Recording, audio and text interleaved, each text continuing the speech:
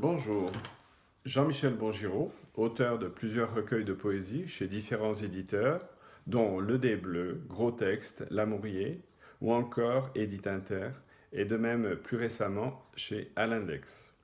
Ces ouvrages, pour certains, sont encore disponibles sur les différents sites de référence ou chez les éditeurs. J'ai aussi publié quelques romans, essais, dont Poésie et nous, aux éditions Corpus. J'ai par ailleurs édité trois revues de poésie et de littérature. La première de 1992 à 2001, qui s'intitulait Perter verbal. La seconde de 2008 à 2012, page insulaire.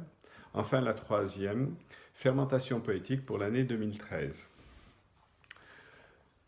Donc depuis cette année, j'ai créé une chaîne sur YouTube qui parle de revues, de recueils, d'autres ouvrages littéraires, ainsi que d'auteurs passés ou de sujets ayant trait à la poésie principalement.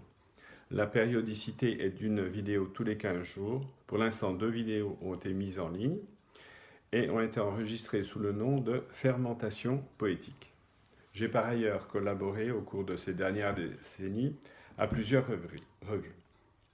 Aujourd'hui, je vous présente deux ouvrages que j'ai publiés donc chez l'éditeur Le Lys Bleu. Il s'agit d'un recueil de poésie, Caquettement, et d'un recueil de nouvelles, Élise et autres nouvelles. Caquettement est un recueil en 4 parties qui se complètent et se juxtaposent.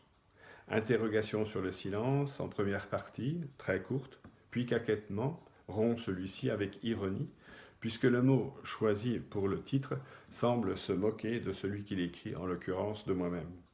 2 autres parties leur succèdent, Anarchie et Herbe rapace, dont les thèmes reviennent souvent dans mes livres, continuant l'interrogation suscitée par les 2 premières parties. Je vous lis 2 poèmes extraits donc de ce recueil Caquettement.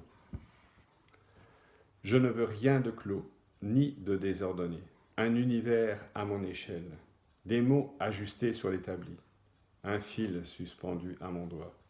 La vie se coud à l'envers et à l'endroit, nul n'y échappe. Injuste pour ceux qui souffrent, infecte pour ceux qui massacrent. Le poème n'a pas de sens ni de volonté, un trait de lumière reliant l'œil à la conscience pour dénoncer la mort du paysage. J'ai repris le combat, ni injuste, ni fragile, ni précaire. Cette lutte avec le poème, les mots. Parfois j'ai envie d'insulter ceux qui me viennent à l'esprit, si faibles, si mauvais, si mécréants. Mais pourquoi suis-je aveugle? Par quelle infortune les grands, les vifs ne s'ouvrent-ils pas à moi? Serais-je si médiocre? Ma bouche n'a-t-elle rien à espérer? J'entends le cri du rouge-gorge, à bec déployé, il s'en donne à cœur joie. Je n'ai même pas le souffle d'une lettre pour décrire ce que je ressens. Et je referme le tonneau dans lequel dorment d'infinis poèmes. Élise et autres nouvelles, qui est donc un recueil de nouvelles regroupant 5 d'entre elles et d'une vingtaine de pages chacune. Elles ont pour nom Le Baigneur.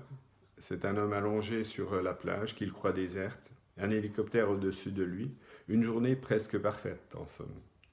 Quant à Élise, c'est une jeune femme dynamique, mère aimante, qui voit sa vie basculer progressivement.